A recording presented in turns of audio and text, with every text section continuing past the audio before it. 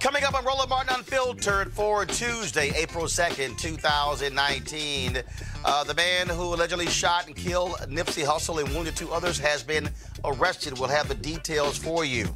Catherine Pugh, the mayor of Baltimore, steps aside amid a major scandal involving hundreds of thousands of dollars being paid to her for children's books bought by health insurance companies that she oversaw as a state legislator. We'll tell you exactly what is going on in Baltimore. Also, Education Secretary Betsy DeVos. Y'all, she relies on a racist study to end rules to combat racial discrimination in school discipline. What in the hell do we have sitting in the Department of Education? We'll talk about it with Congresswoman Eddie Bernice Johnson of Dallas. She joins us live. Republicans in Missouri, no shock, are trying to make it harder for citizens to mount ballot initiatives. Missouri Congressman Emanuel Clyburn is here live to talk about that and the Department of Homeland Security ending a program to monitor domestic terrorism, including white domestic terrorists. The second accuser of Virginia Lieutenant Governor Justin Fairfax tells her story to Gayle King. He also responds by saying he still wants a law enforcement investigation. There's racism nearly everywhere, including environmental racism. We'll talk with a man who spent 20 years at the EPA about toxic dumps, of course, where poor and black folks live and how they were put there on purpose. And wait until you hear this white retired Chicago cop say Laquan McDonald deserved not 16 bullets, but 18. Yep, no shock. And Chicago voters go to the polls today to elect a new mayor. It's time to bring the funk on Roland Martin Unfiltered. Let's go. He's got it. Whatever the biz, he's on it. Whatever it is, he's got the scoop, the fact, the find. And when it breaks, he's right on time and it's rolling. Best believe he's knowing. Putting it down from sports to news to politics. With entertainment just for kicks, he's rolling.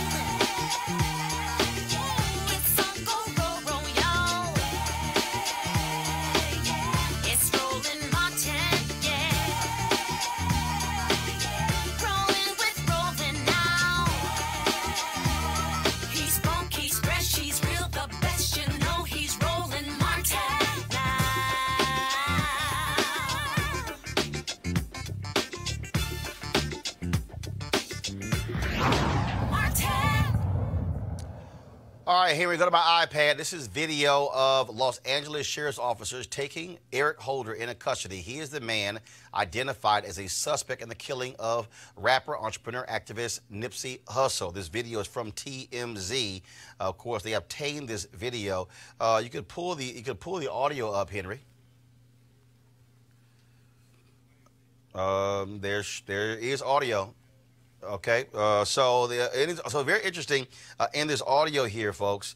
One woman could be heard. Why do they have so many cops taking this guy down? What did he do? They clearly were not aware at this. There was a, of course, citywide manhunt for Eric Holder. Of course, he shot and killed Nipsey Hussle on Sunday outside of his store on Crenshaw. Two other individuals were wounded. Now, again, there also was a woman involved who police say was Holder's getaway driver. She turned herself in today to Los Angeles police. LAPD Chief Michael Moore said that Holder and Hussle got into a verbal altercation on Sunday afternoon. Holder walked up on multiple occasions and engaged in conversations with the rapper. He came back armed with a handgun and opened fire. Chief Moore said investigators believe there was some personal matter between the two men. Now, also, last night there was a vigil at Nipsey Hussle's clothing store, Marathon. It's the same shopping center where he began his rap career selling his CDs in the parking lot. The vigil was peaceful until what sounded like a gunshot was heard. Folks panicked and a stampede ensued. A number of people were hurt. Turns out there were no shots fired, but there were several people who also were stabbed. They were treated at the scene as well. Los Angeles has been on high alert since Sunday afternoon when Hussle was gunned down. Folks are still reacting with tremendous pain, and as a result of that, there are about 4 stores or so that he owned in that particular area. He also, of course, was dating actress Lauren London, where both of them had children as well. And people still, again, are talking about him losing his life in this senseless violence, and how do we confront what's actually happening in black communities, personal disagreements ending in death. I want to bring in my panel right now to talk about this, because it's something that's quite important. Also, I'm going to show you Tamika Mallory and others. They are having a conference call tonight to allow folks to be able to share their thoughts and perspectives on this. Joining us is Malik Abdul, VP, Vice President, Black Conservative Federation, Dr. Niambi Carter, Howard University Department of Political Science, and Dr. Cleo Manago, Socio-Political Analyst and Activist. Cleo, I'll start with you. Look, you spent a considerable amount of time in Southern California working with law enforcement. And whenever these things happen, folks say, well, we should not jump to conclusions, but the reality is, here's another case, 33-year-old black man is dead because of a personal disagreement. How do we address what is clearly an evil, a virus that infects our community? Well, one thing I think is important to articulate is that people, unfortunately, in society get murdered every day. People are implying that this is a particularly black phenomenon. No, it's not. People doing revenge killings happen in every community. And as a matter of fact, in this particular area, gang violence, as it's called, is pretty low. This is an anomaly, not a cliche in this particular area. So I think people should not re-stereotype. And also one of the concerns I heard about, I think it was on the Breakfast Club, is that a lot of people who are high profile are now saying they don't want to work in the community anymore because it's dangerous. I have to reiterate that this is an anomaly. A lot of people who are high profile even live in that community, and this incident is a rarity. It's an unfortunate rarity. And also Mr. What's his whole name? I'm gonna get it right here. Nipsey Hussle. Nipsey Hussle. He was a rarity as well in a good way. Unfortunately, he was murdered. I mean, he was a young man who was an entrepreneur. He was inspiring young people to be entrepreneurs. He built businesses. He bought up blocks. He was resisting gentrification in that area. So it was a very important role model. And the final comment I have is that one thing that's true, which I think is part of what you're referring to, Roland, is that in our community, we do have people who get envious of others. And there is a phenomenon of people feeling irrelevant and feeling like they're insignificant. And when somebody becomes significant, they envy them. Sometimes they feel like black people don't deserve that because of internalized oppression. And I think the issue of internalized oppression among black people needs to be dealt with. I've been saying that forever. When we feel like because we're black, we're not deserving, and we destroy each other based on that perspective. But Niambi, the reality is, whether we talk about this, whether we talk about other cities across this country, whether we talk about New Orleans, St. Louis, Chicago, Houston, Charlotte, you name it, we are dealing with the reality of what is happening with young black men. Henry, go to my iPad, please. I was traveling from Houston this morning, was up early, 4 a.m. T.I. was tweeting posting on Instagram a number of different things. This was one of the posts he made, self-hate enemy #1. He also posted this here. Black man, you were never meant to be a savage or a thug. That mentality was taught to you by white men who despise your masculinity. You are a god by nature. You are strong and moral by nature. You are kind, respectable, and merciful by nature. You are a product of peace and righteousness. Don't take on the identity of a beast to just deny your identity as a god. Your royalty is in righteousness. And he was crediting Nipsey Hussle on that. Yet the reality is, it is a crisis when you have young black kids across this country. You go into elementary schools and middle schools and ask them how many of them have seen or had classmates who've lost their lives. It's not 1 or 2. Right. In many of these places, it's 5, it's 10, it's 20. And that is sad. Absolutely. I mean, this one, I think, hurt particularly bad for all of the reasons that Cleo laid out. But I think it's also not having other mechanisms to diffuse conflict, right? If the only thing you know how to do is fight or kill or stab, that's what you're going to do. And I think we have not really done a good job of addressing the collective traumas of these communities, right? So people are traumatized. People are hurt. I mean, that's part of why people heard a noise and started running immediately, right, from this otherwise peaceful event, because people are hurt and afraid. And for all of the damage that Eric Holder is alleged to have done in the shooting, you know, we can't forget that he is also a product of a community that is traumatized and hurt, right? And so it's hurtful, and it's hard to see the humanity in others when they have taken such a bright light out of your community, out of your home, you know, out of your family. But we have to also remember that that same grace and mercy that we would have hoped he extended to Nipsey yesterday, that we extend to him and the larger community that's going to be reeling from this hurt for quite a long time. Malik, a few minutes ago, Tamika Mallory, of course, co-organizer of the Women's March, sent me this graphic here. Henry, pull it up, please. So much needs to be done. Let's talk about it. Call begins tonight at 10 p.m. Eastern, 7 p.m. Pacific sharp. Call-in details will be announced on social media at 9:50 p.m. Eastern. I'll be sharing that with you guys as well. Stay tuned. Hashtag This Is the Hard Work. And it's all about, in many ways, this is similar to what we did after the night George Zimmerman was found not guilty. We had about 800 folks who were on a call. Folks just wanted some place to just to vent and share. Next night, we had more than 2,000 folks who were on a call. And Tamika called me yesterday about doing this because there are a number of young people who are in pain, who had great respect for Nipsey Hussle, and who want to be able to sort of just express their outrage and also have a place to begin a healing process. And a number of people, I've had conversations with folks, representatives of Master P, Snoop, and others who have talked about, again, dealing with this reality of violence. Your thoughts? Yeah, you know, this is one of those instances that it hurts. We have a guy, you know, who did seem to be doing a lot in his own community. But to your point, you know, this is something that is all around the country. Unfortunately, in D.C., just the other day, it was, and I don't know if you guys actually heard about it, but there was a group of kids. And when I say kids, I mean I believe younger than 14. 3 of them robbed, and the 10-year-old who was part of that pulled a gun out on the young kid that he robbed. They stole his phone. And the young kid was able to identify him. You know, in a situation like that, I think it's a breakdown. You know, it's easy to say that, oh, well, you know, this is hip-hop. You know, a lot of people with this instance, they've tried to say, well, this is a hip-hop thing. It's not really a hip-hop thing. There's a culture that, in a sense, endorses this type of behavior. You know, we have kids like these kids. Somebody should have been there. So whoever gave the 10-year-old a gun. Who gives a 10-year-old a gun?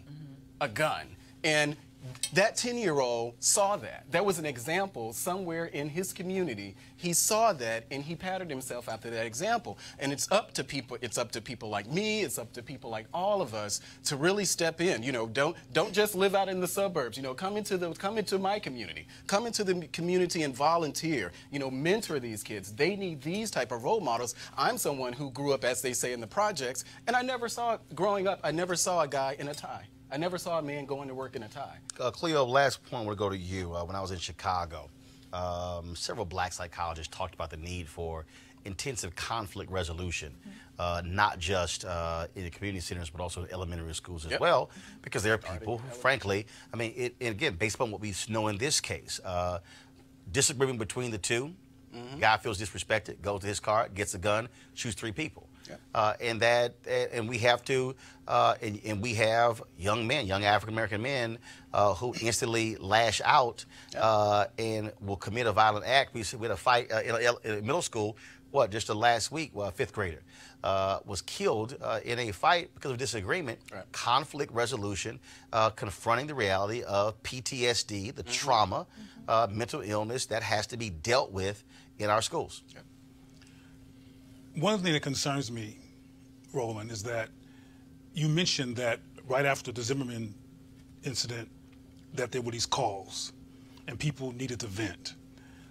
What I think needs to occur is that people need to, as I've said before on this show, give their children a critical analysis of the society so they can recognize these messages that imply that they have low value. Because part of the reason why people act out on each other, I'm talking about black men specifically right now, is because they see each other as having no value. Okay. And you have shows, I know some of these people are associates, but you have shows like Power and these other shows which imply that to be cool is to sell drugs, and there's no such thing on the television, which a lot of people watch, as a show that humanizes and dimensionalizes black people in the context of black life and culture. So part of what people are acting out is, another thing people are acting out is the impact of computer games that are violent.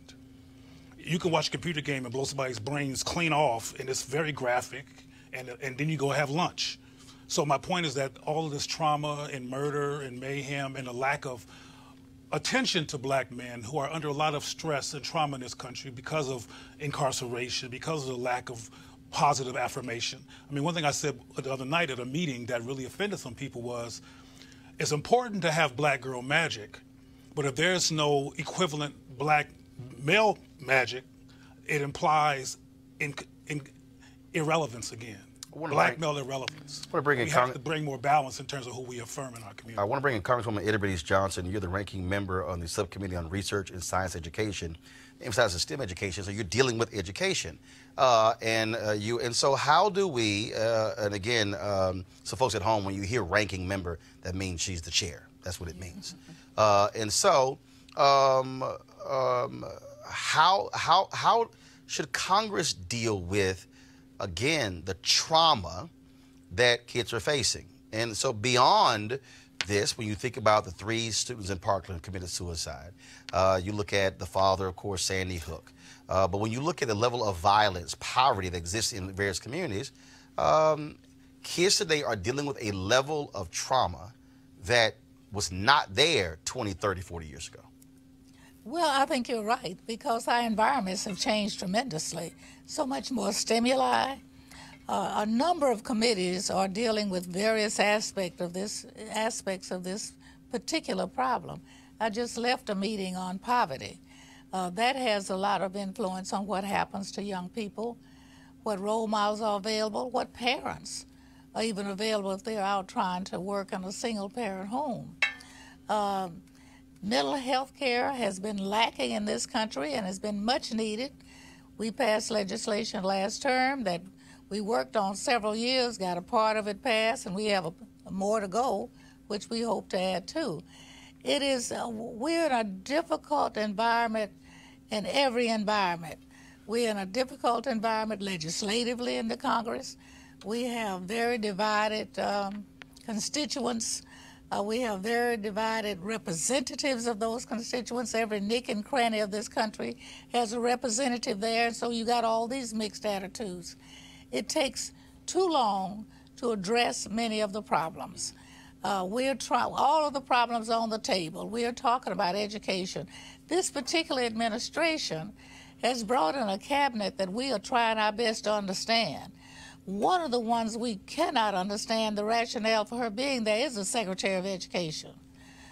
Just today, she mentioned something about how inept black kids are. They're more evil, they deserve more punishment and that sort of thing. And in fact, she got chastised by that by Congresswoman Catherine Clark of Massachusetts.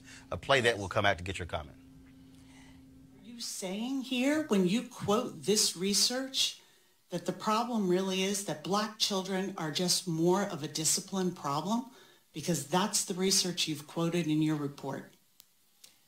Well, Congresswoman, I've said it before and I'll say it again. No student, no child should be treated or disciplined differently based on their skin color, their race, and I think or their national origin. Your report agrees with that. They just say that by the very basis of being a black child, you are more likely to be a discipline problem. That's what the study says that you quoted in your report and said, that's why we now think they may not be motivated by race. Black children are just plain old more disruptive in the classroom.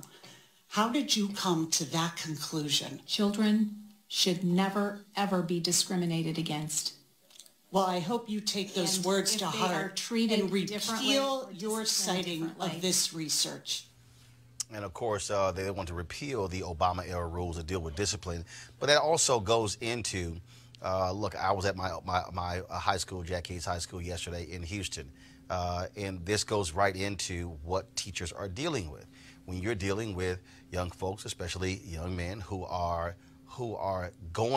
first of all, the hell they got to get through just to get to school, Right. and then you have districts automatically suspending them, saying, oh, acting out in classrooms when, and if you talk to teachers, you talk to others, they're talking about literally what they have to endure. And folks are saying, well, why can't they just sit down and learn? But other teachers say, yeah, but you have to take into account, again, what they're dealing with just to even get to school on that day. You're very right. And what we're finding in our study on poverty is that you have fewer role models for young people. Mm-hmm. You have fewer mixed communities. Educational levels now are separating, professions are separating, and so children don't see a lot of role models that are in these particular situations to aspire to be like. And so there are a number of programs where we're trying to do that, but when you mix how much the problem really is and how much the funds have been cut for every single program that is designed to help to move young people and their families upward, it makes it very difficult for local communities to deal with it.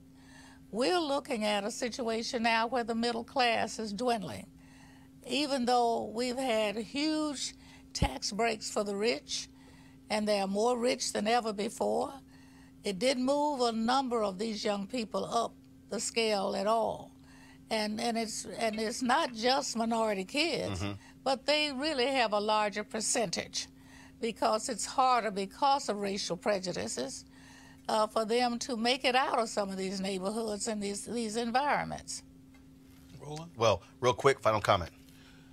I think I may have a different perspective from you when it comes to the perspective that this trauma is new.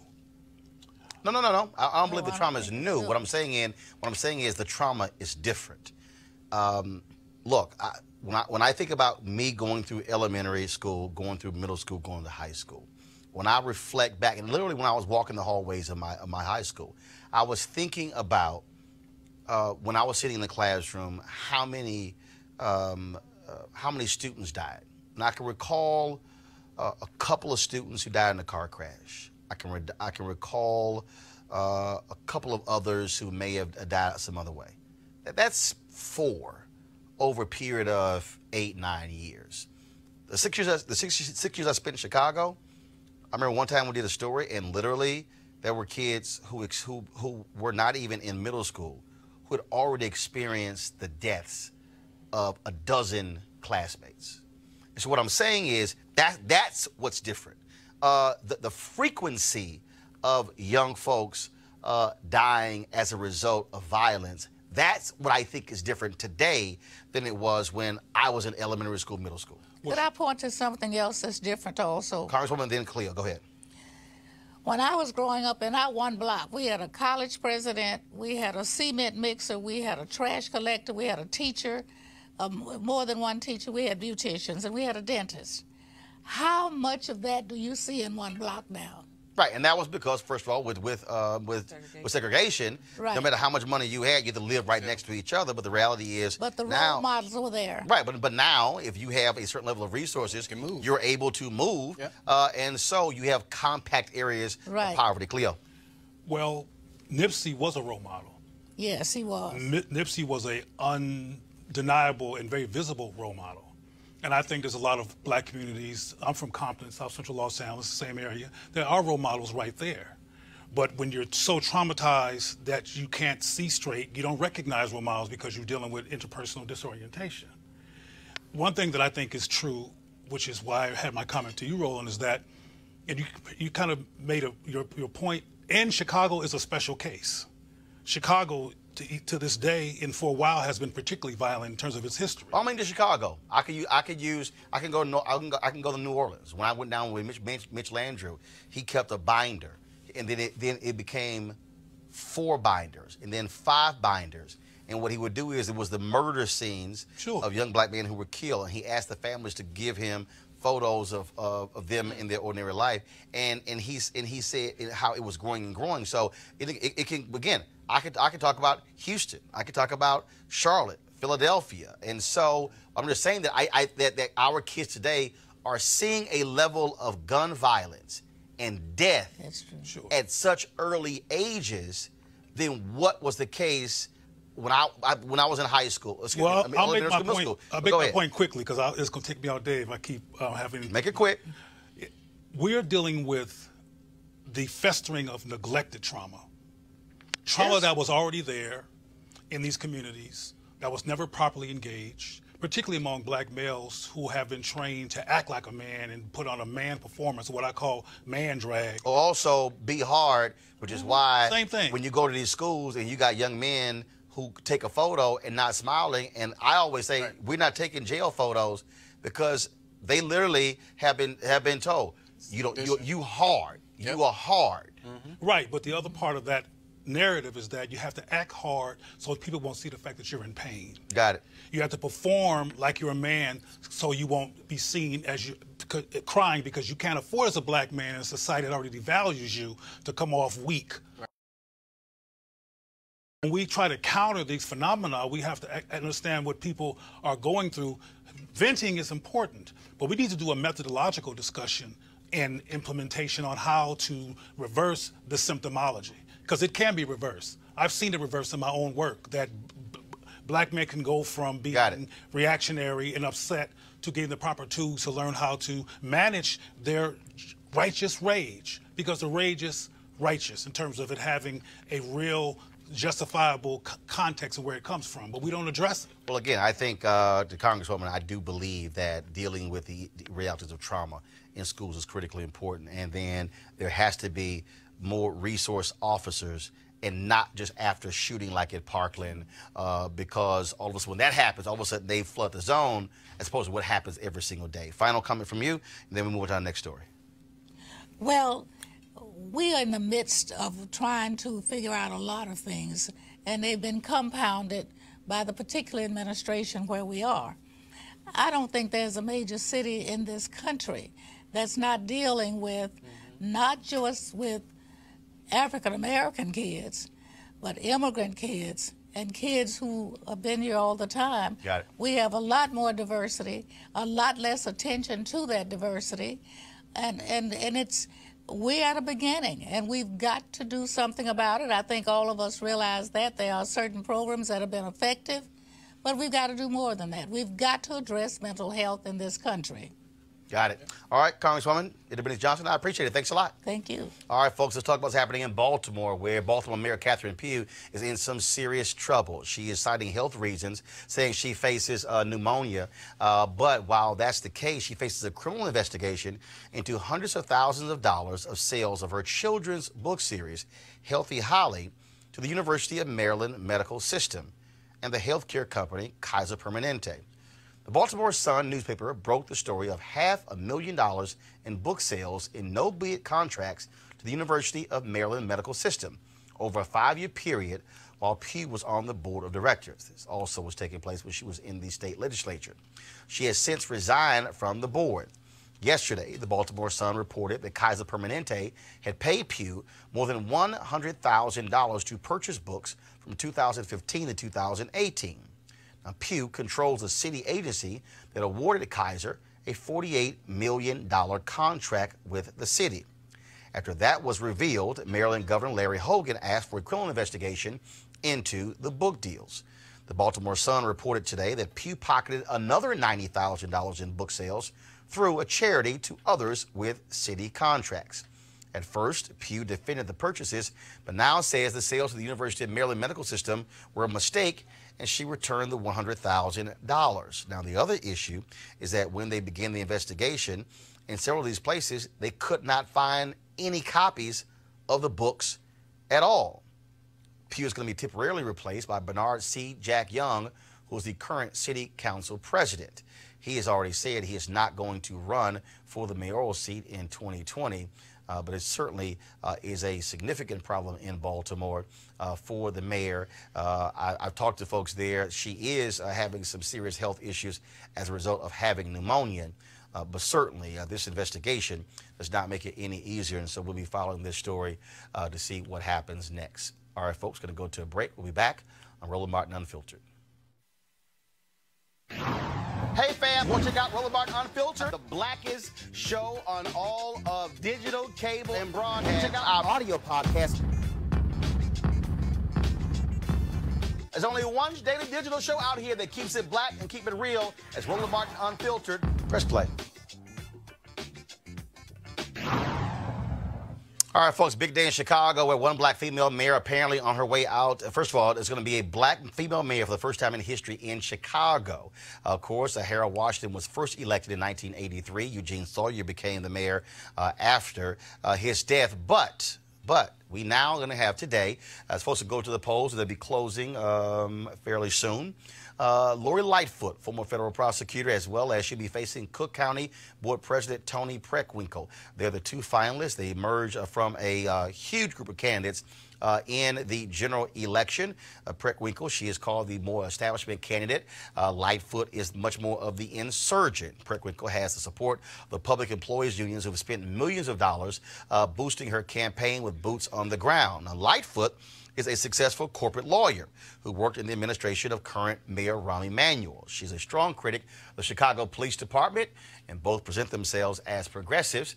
We'll have the results tomorrow, as one of them, again, will become the first black female mayor of the city of Chicago. Now, also, it's going to be quite interesting to see what happens in that city when you think about leadership style, because with Emanuel and before that Daley, in Chicago, the mayor controlled nearly every public dollar in the city. The mayor controlled the city budget, the mayor controlled the housing budget, the school budget, and the transportation budget.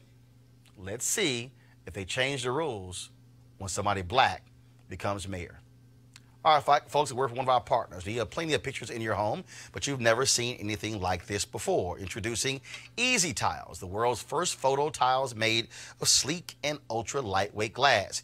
Easy Tiles makes it super simple. You use their exclusive app for iPhone and Android to upload as many photos as you like. Then they print them on tempered glass. Your order arrives on your doorstep in just a few days. And that's when the real fun begins, because with Easy Tiles, you transform your living space with a gallery wall that will amaze each and every guest. Easy Tiles are even simple to hang, no hammer and no nails. Cleo could even do this. And because they're mounted on small risers, they appear to float on your wall. Folks, they're easy to order, easy to hang, and guaranteed for life. Now, you can save 30% on any size order, plus get free shipping on orders of 4 or more. Just download the free Easy Tiles app at easytiles.com and turn your best memories into beautiful glass wall art. Plus, save big now with this special offer. That's easytiles.com, easytiles.com. All right, folks. Malik is really going to be excited right now. We keep telling you about how Republicans want to screw as many Americans out of their right to vote as possible, using every type of means at their disposal. In Wisconsin and North Carolina, Republicans dominate the legislature there. They pass all kinds of laws to not only hamstring incoming Democratic governors, but to also, again, put on onerous voter restrictions. In Utah, voters voted to expand Medicaid, and the state legislature said, y'all know what the hell y'all doing. We're going to overrule you. In Florida, voters overwhelmingly passed an amendment to the state constitution to allow the formerly incarcerated to vote.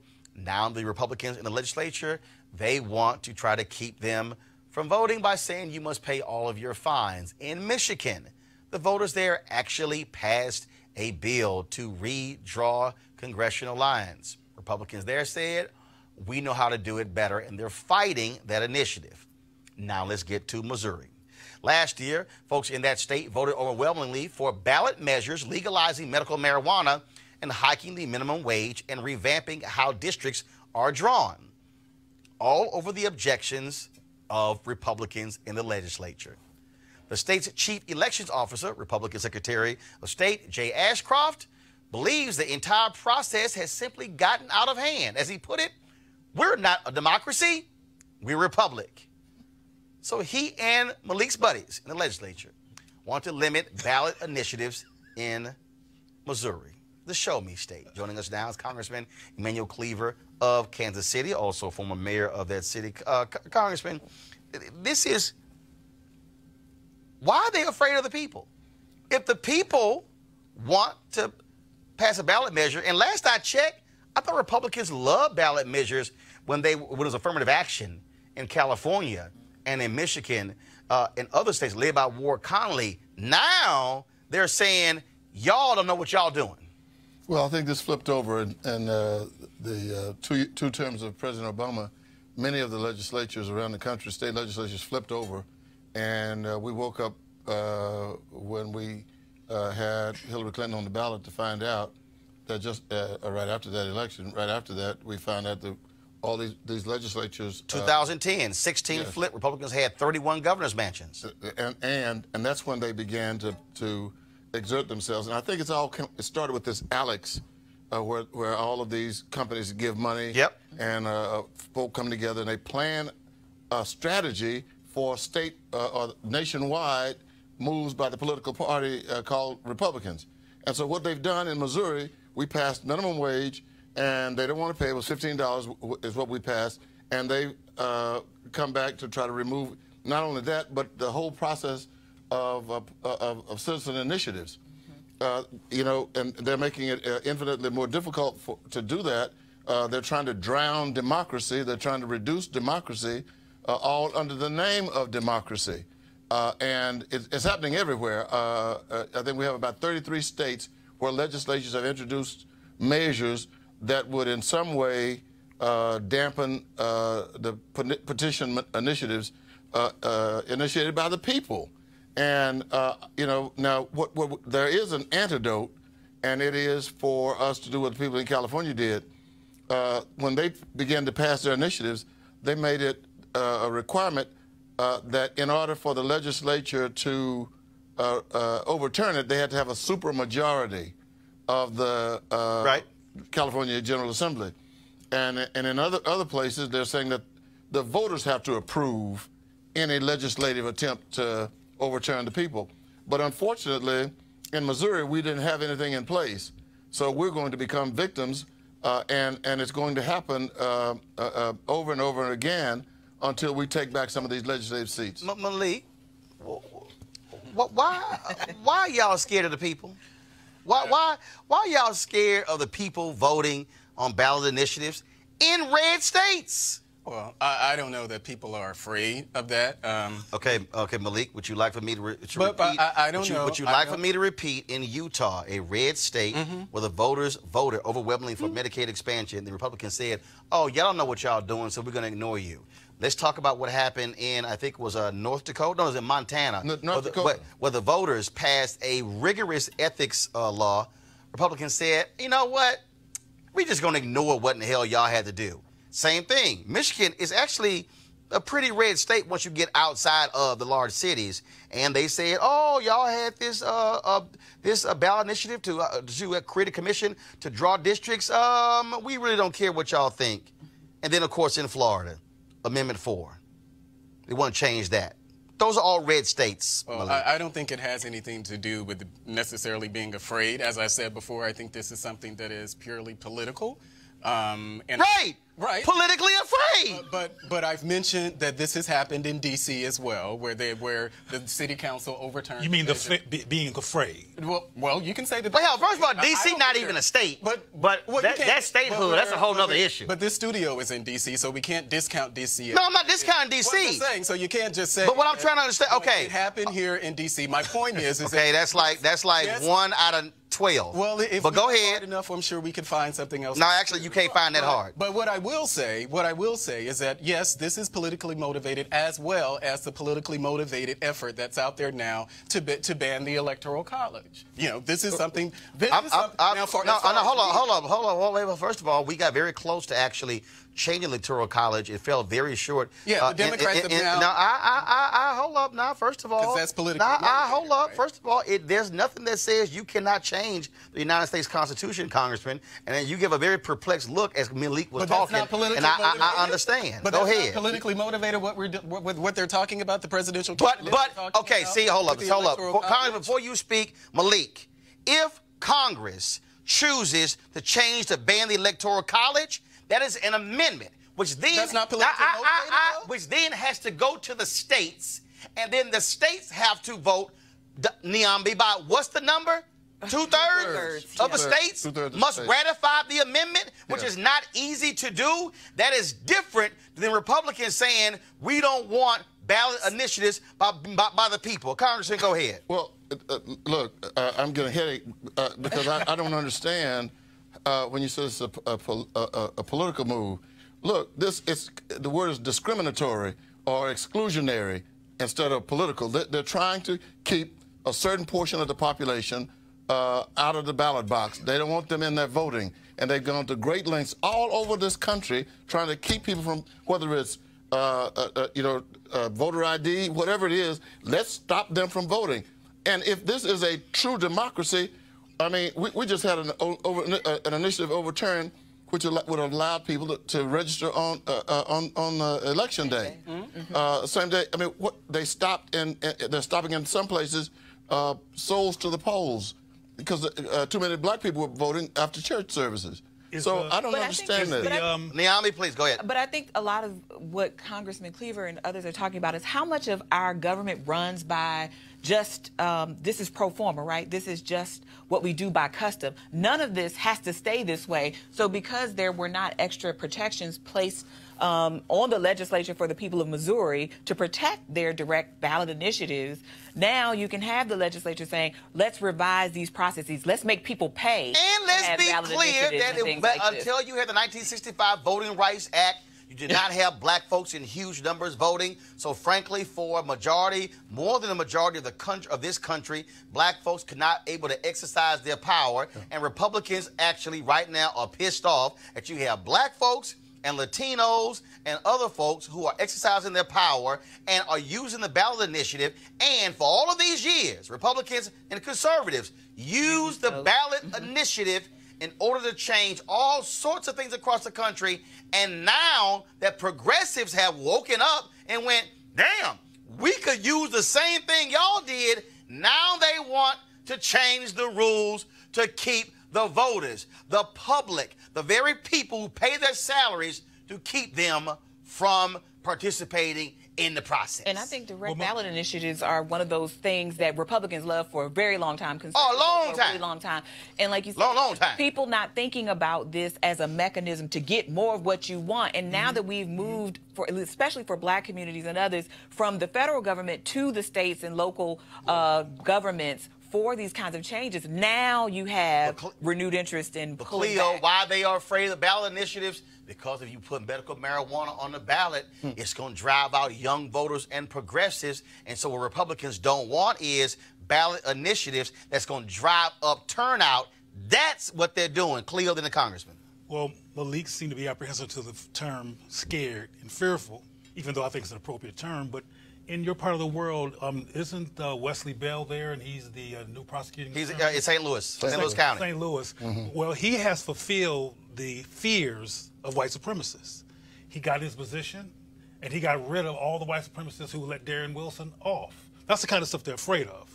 That's why I brought it up, because he was their worst nightmare, and he actually executed what I think a lot of them fear. He got rid of the white regime, the racist regime that was destroying black folks and allowing their cops to kill black people. And as soon as he got in the position, he got rid of them, and he used his power. Congressman. And I think that's what they're afraid of. Right, they're afraid of turnout. And they're afraid of this. 1.4 million former felons in Florida can now vote. This is what they're afraid of. If you can answer this question, it solves everything. Why would someone want to stop souls to the polls? Yes, sir. If you can answer that, I think it works everything out. Well, it's That's what I thought. Well, I mean, it's not. I mean, you're saying that's what you thought. I don't know if you've watched the show before, but I've actually been very outspoken as far as any voter suppression efforts, disagreeing with it. So I don't know what it is. Sorry, but he felt like you had an answer. But I'm saying, but there is an answer. Exactly. There is an answer. The assumption is because you're on the inside of these nuts. I'm not on the inside of any nuts anymore than you're in the Republican.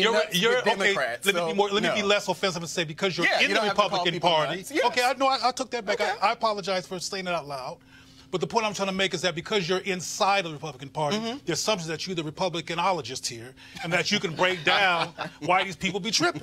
Well, you've never got the answer to that question. The number of times that I've been on the show, we've never come to a conclusion other than the fact that this is something that Republicans shouldn't be doing. And we know why they're doing it, though. But my point is when I was talking about this effort to ban the Electoral College, that is politically motivated, and that's also something I don't agree with. And also, as Roland said, white folks are fearful of losing power. Well, I don't think as their numbers shrink and everybody else grows. I don't know. They don't want to be voted out of existence. I don't think that the people who are pushing this ban the Electoral College I don't think that they're white or they're trying to do white supremacy or whatever it is. Hold on, no. Actually, getting rid of the Electoral College is confronting white supremacy. Well, no, how is that, Roland?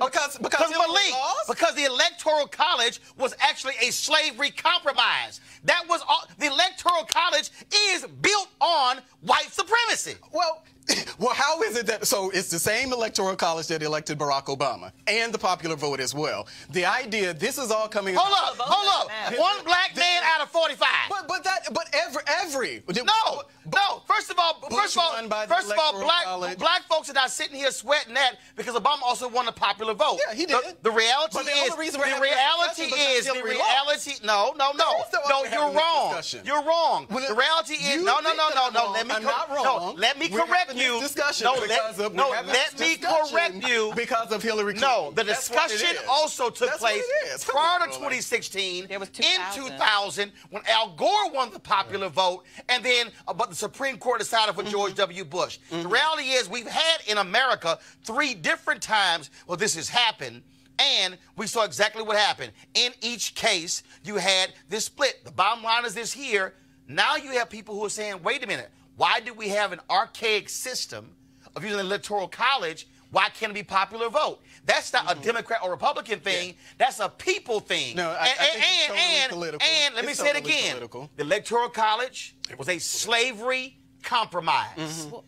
Built on the back of white supremacy. Niambi, you are a political science professor at Howard University. Yes. Well, so it can be a both-and proposition. It can be politically motivated and problematic at the same time. And I think when you hear about the way the framers talked about the Electoral College, it was for illiberal means, right? That we don't trust the American public to make a decision, and it overrepresents certain states. Right? And it was because rich white landowners did not want the people voting and determining leadership. They wanted to maintain who was in power. That was a slavery compromise. I got to ask the Congressman this before he goes. Daily Beast is reporting that the Department of Homeland Security is disbanding a group of analysts who focus on domestic terrorism, of course, also white domestic terrorists. Now, of course, you also sit on a committee that deals with this. Just got to get your thoughts on this. I mean, you have all these cases.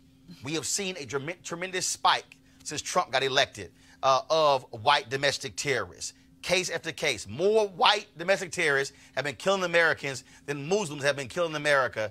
But the Trump administration is like, we can get rid of this. Well, what it is just like the Trump administration will not allow the CDC to report on gun violence or to study gun violence. The same thing is here.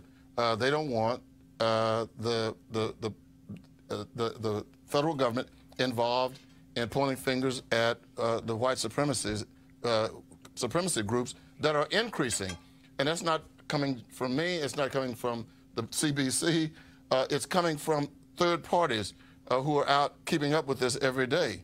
And every social scientist in the nation is talking about the surge in white supremacy groups. Not just in the United States. It has now spread all into Europe. It's exploding. And I think it's one of the most dangerous things going on. And we're going to have this. We just had the secretary in front of our committee, chaired by Benny Thompson, who takes no prisoners. I think she's going to come back. She's going to have to explain this, as Ben Carson has to explain why he's dismantling some of the agencies that study fair housing. All right, Congressman Emanuel Cleaver, I was glad to have you here. Good to be with you. Good alpha, man. I appreciate it. Thanks a bunch. All right, folks. Today on the CBS Morning Show, Gayle King had an interview for the second day with an accuser of Virginia Lieutenant Governor Justin Fairfax. This time, Meredith Watson, who says that Justin Fairfax raped her when they were students at Duke University. Here is a part of that interview. I was not worried at all. I completely trusted him. We were hanging out, and everything was normal. And at one point, he left the room, and when he came back in the room, he sort of stood blocking the door. It was sort of imposing the way he walked in the room, and he shut the door, and it was sort of like simultaneous. I heard the door click and the light went off. Click like locking the door. Mm-hmm. And you think what? Oh no, what's about to happen? Mm-hmm. You became concerned? Mm-hmm. And he did things that you shouldn't do to someone without their permission. And I tried several times to get up and leave, and was pushed back down. And what happened? He forcibly sexually assaulted and raped me. I was not on the bed initially. There was a couch, and he pulled me over, and I tried several times to get up and was pushed back down, held down. And you made it clear, this is not what I want. It was very clear. Because you know he is saying this night was consensual. If you have to hold someone down, it's not consensual. All right, folks, Justin Fairfax said that it was consensual. In a statement, he said that he had passed 2 polygraph tests that confirmed his version of the events. In addition to that, he also said this, quote, Henry, go to my iPad.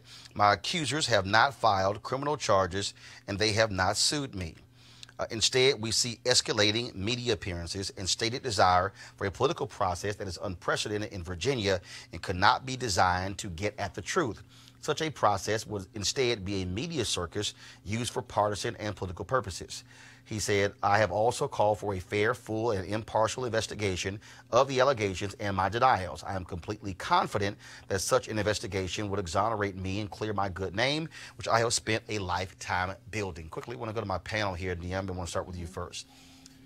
Vanessa Tyson spoke yesterday, and she was asked by Gayle King, why won't you file a complaint in Boston? She said, well, as a political scientist, politicians, they're able to get away from things and keep them hidden with an investigation. But she says she'll testify at an impeachment hearing. Same thing here with Meredith Watson. Statute of limitations hasn't run out in North Carolina. She's saying, I want an impeachment hearing, but they won't file a criminal complaint. So I'm still sort of stuck on, if I want justice, why ignore the legal process, which has subpoena power? Virginia does not have any jurisdiction to compel somebody in North Carolina or Boston to testify who might have been there. Well, I mean, I can't speak to what either Meredith Watson or Dr. Tyson feel internally and why they're making whatever choices they're making for them. But let's be clear, I think part of the investigatory process, at least from my understanding of what Dr. Tyson was saying, that if this is handled by the Suffolk County DA, I mean, and they investigate, and at this point, we are now multiple years past this event, 15 years past this event, and it ends up in a he said, she said, well, that still remains private. And I think the public hearing at least gives full voice to both accusers and Justin Fairfax, Governor Fairfax. So I think that was the concern. But if there's an impeachment hearing, it's still going to be he said, she said. Right, but I think the public gets to hear what everyone has to say. I mean, I don't know, right? This is my best guess of why one would forgo one process and attempt another process. The issue for me, Cleo, again, is the Suffolk County DA, who's a black woman, has said, if Dr. Tyson files a complaint, I will immediately investigate. Her lawyer said in February they were going to meet with the Suffolk County DA. To this date, they have not. Meredith Watson could file a legal complaint with the DA there in North Carolina. They have not. And so if you want to say what's partisan, it's an impeachment hearing. versus a legal investigation that has real subpoena power, that has that could literally call people who were there in both places, call them, interview them, bring them before a grand jury.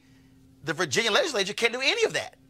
Go ahead. First of all, borrowing from what you said or being inspired by it, what people see on TV is edited. What they see on TV is not in real time, and it's what wasn't left on the floor. As someone who's been on television before and didn't recognize myself once I got to television, you cannot use TV as a form in order to inform the public. So I think that's important for people to understand that. Secondly, it's heart-wrenching, of course, when I see a woman or people who are disproportionately and statistically more abused sexually than other groups, women. My heart goes out and I get very concerned. But I'm with Roland on this in terms of this is not making any sense, because if they went into an impeachment hearing, as he just mentioned, they'd have to go into detail in that context as well. So it doesn't make any sense that they won't legalize this and put it in the context of law so people can find out what's going on. And in fact, the only thing, so let's say there's an impeachment hearing. Let's say they go through, let's say he gets impeached, loses his job. That's it. If that was one of my sisters, I want his ass in jail. But assuming he's going to jail, because say he gets found not guilty, that's not an exoneration. Oh, right.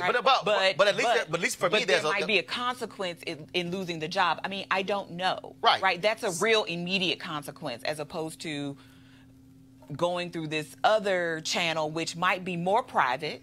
Right. I get what you're saying about. So really, what you're saying is their strategy is actually, we want to fight this in a court of public opinion. That's right. As opposed I don't know their strategy. Well, no. What I'm saying is, here's what it seems to me. What it seems to me is they want to fight it, Malik, in the court of public opinion and not the legal arena.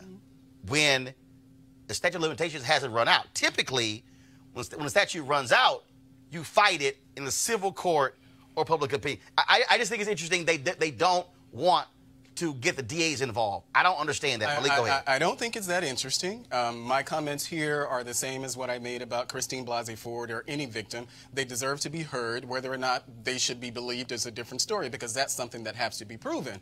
But what concerns me and what we're talking about in the Fairfax's accusers is that the tone of the discussion is very different than what it was with Christine Blasey Ford, because the Montgomery County Police actually said, they announced that if she filed charges against him in Montgomery County, that they would, pursue that. She didn't do it. What did she ask to do? She first sent a letter to her congressman, then went to the senator. Got it. First of all, but I'm saying, hold on. But let's stay on this. But let's also remember, a lieutenant governor in Virginia and a Supreme Court nominee there for life. I get it. We're talking about victims and things like that. I got it. That's different at all. But the questions that are being asked of these, I would say, black women, aren't the questions that were asked of Christine Blasey Ford. I don't know if Maxine Waters is going to go and give a letter of we thinking about you to any of Fairfax's accusers like she did Christine Blasey Ford. That has nothing to do with this case here. But the reality is that she chose to do,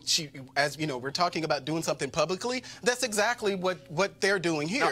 But the questions weren't asked about her. But can you stay on this story? But we can't. I mean, can you stay on this story? But what we're doing? No, we're discussing this story. Sure. We're not discussing Kavanaugh and Blasey Ford. But you've just created another standard. No, actually, I didn't. We're having a different discussion. No. First of all, don't use we, okay?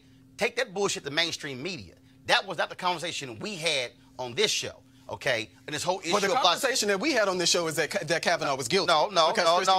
Said that she was guilty. That's what some guests said, that he was guilty. I didn't render a decision as to whether or not he was guilty or not. I still don't think his trifling ass should have been on the Supreme Court, because, first of all, they screwed Obama and Merrick Garland with the Gorsuch seat. That's another conversation. Go with your final comment before I go to a break. So I think there's a way in which we are sort of fetishizing this legal process as a way of vindicating either Justin Fairfax or the victims. And I think this is a really hard case, because everybody feels some skin in the game on both sides. No, but it still is he said, she said. It is still he said, she said. But I think there's a way in which this conversation about black women, in particular black women's abuse, it is particularly if the allegation is against a black man, becomes a conversation where black women should, I don't know, not say anything. No, black men might be hurt. And that's what it sounds like, though. No, my position on this is very clear. Again, if that was my sister, if that was my aunt, if that was my niece, and that was my cousin, I'm not waiting, because first remember, here's also the difference. They have to wait for the legislature to decide on their own. For sure. We're going to have an impeachment hearing. One Republican came out and said we're going to have it, then he pulled it back. Yeah. For sure. There's nothing that indicates they're actually going to move forward. But if I file a legal complaint, boom, investigation starts. And what I'm saying is, what I don't understand is why you can't do both. I'm trying to understand why they refuse to file a legal complaint. It's very simple. You can file a legal complaint and still say, I'll testify in an impeachment hearing. I just find it. They still file the complaint, though. They haven't refused. They just haven't done it yet. Okay, but if you say publicly in February we're going to meet with the Suffolk County DA, and we're in April, and there's been no meeting, and then they still have time. I think they still have time, but I'm just saying. It's unfair to assume there's some kind of bias regarding one or the other. It's because we believe that they should go to the law and have an investigation. I don't have no bias against the women or the man in this instance. I want there to be some kind of balanced phenomena or interface that occurs where we can find out what's really going on in public. The public sphere is not the right place. But here's the hold on, stop. We ain't talking about Kavanaugh. Oh, we have to talk. No, we don't have to talk about Kavanaugh. Yes, we are talking about Fairfax, Tyson, and Watson. No, it's not. We are right here. It's not the same situation. Because it's not. Because the story is Fairfax. The story is Fairfax, Watson, and Tyson. That's the story. Who's doing the same thing that Christine Blasey Ford did? Well, guess what? And she was supported by everyone. You can talk to. First of all, she was supported by everyone, but you can talk to yourself about Blasey Ford. I'm going to a break. Back on Roland Martin Unfiltered in a moment.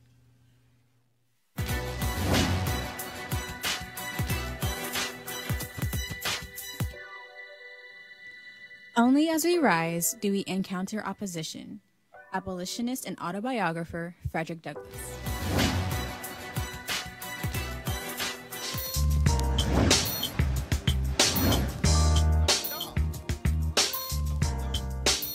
All right, y'all, calling on HBCU alumni, students, and leaders enter the Ford Motor Company HBCU Mobility Challenge and win $25,000 for your school. Building on the long-term support of HBCUs, Ford is looking to improve mobility in HBCU communities through innovative solutions. The winning program will receive a grant of $25,000 to implement their proposal. Now, the deadline has been extended to April 15, 2019. Let me help y'all out, okay? I don't understand all you HBCU people, okay? A handful of universities have tried to get 25 grand. Y'all, here's the website, fgb.life, to apply. It don't cost you no money to apply. You could get 25 grand for your HBCU. Go to the damn website. It's free money. Go to fgb.life for more info and to apply. You can get 25 grand for your HBCU. Go to the site. Ford goes further in our community. We thank them for being a part of Roland Unfiltered. I'm just saying, okay? We talk about supporting HBCUs. They trying to give 25 grand. I'm just saying, y'all should apply. fgb.life. All right, y'all. Across the country, black and poor communities face dangerous levels of pollution, toxic air, and water. In Flint, the water crisis is only one example. An estimated 70% of the country's contaminated waste sites are located near low-income housing, and the EPA estimates that 1.5 million people of color live in areas vulnerable to contamination. We're talking about what needs to be done about environmental racism with Mustafa Santiago Ali, former senior advisor for environmental justice at the Environmental Protection Agency. First and foremost, we've seen this conversation around the Green New Deal, and Republicans want to act as if it's no big deal, that you know what, hey, I don't really see what the problem is, but this is a significant issue if you're poor because, trust me, in communities with credit score of 700 or above, you're not seeing environmental dumps. That's right. Yeah. I mean, your zip code determines how long you will live, what types of diseases that you'll probably have to deal with. In our country, 200,000 people die each year prematurely from air pollution. We got 25 million folks who have asthma, 7 million kids, and disproportionate is African American and Latino children who are the ones who are losing their lives. The NAACP had a report that came out called Cold Blooded that shared that 68% of our folks live within 30 miles of a coal-fired power plant.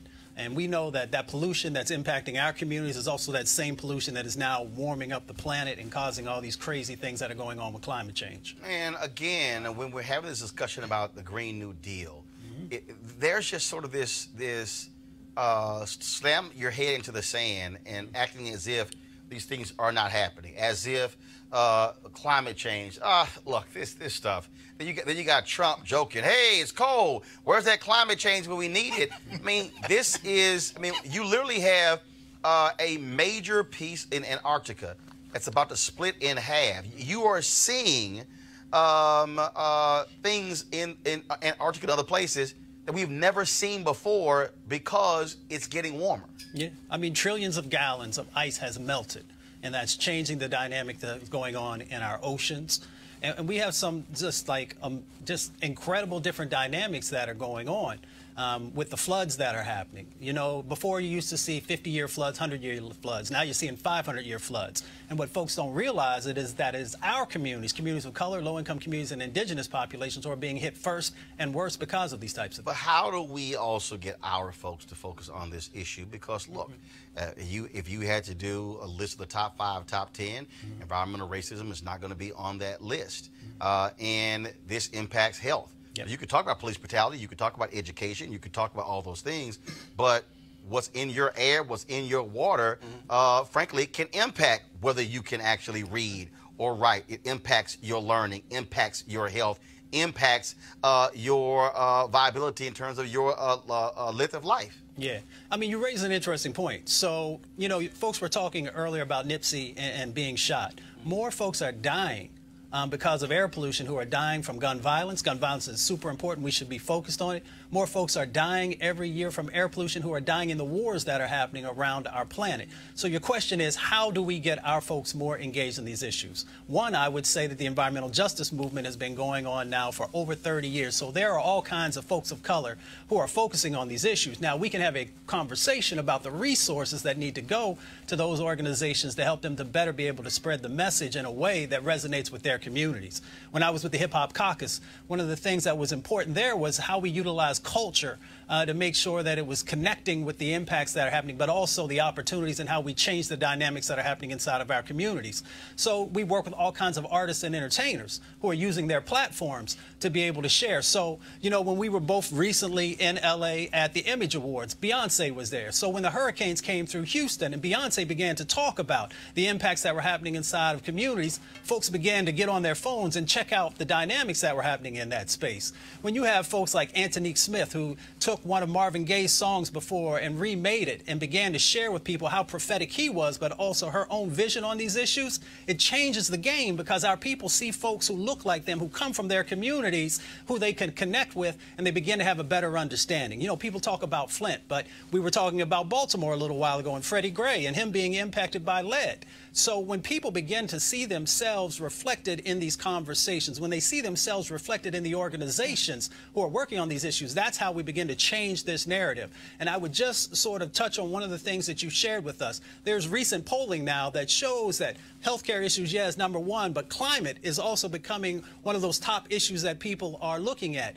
And I hope that people will understand that the drivers in climate change are coming from our most vulnerable communities. When you look at those fossil fuel facilities, they are located inside of our communities. When you look at the transportation routes that people have used over the years to separate our communities, to take wealth out of our communities and move it into others, the emissions that are happening in that space are the ones that are driving up climate change. When you look where the fossil fuel pipelines are, they're running through our communities. You can look just down the street in Buckingham County in Virginia, founded by freed slaves, and Governor Northam was not getting engaged in that process to actually stop this community from having a natural gas compressor. So when people see themselves and they see that people are pushing back, but people are also thinking critically about how to make change happen, I think that's when we start to win this dynamic. Somebody who's watching for social media, they want to know, Where should they go to get more information? What groups could they join, could align with? Who would you recommend? Oh, there's a ton of groups. I would say to Google the environmental justice organizations that are out there. A number of networks that are across the country. You have WEAC, you have Uprose, who are both in New York. You have the folks in California with the California Environmental Justice Alliance who are out there. Or you can go to the Hip Hop Caucus, who's also doing work, or you can go to the National Wildlife Federation. There are a number of organizations that are now focused on these issues. All right, Mustafa, we surely appreciate it. Thank you so very much. All right, folks, last story here. That is the, remember the video that we showed you out of Dallas, where the white supremacists viciously beat a black woman. Folks, y'all have the video. Go ahead and play it. This was captured here. At one point, he pulls his gun out on her.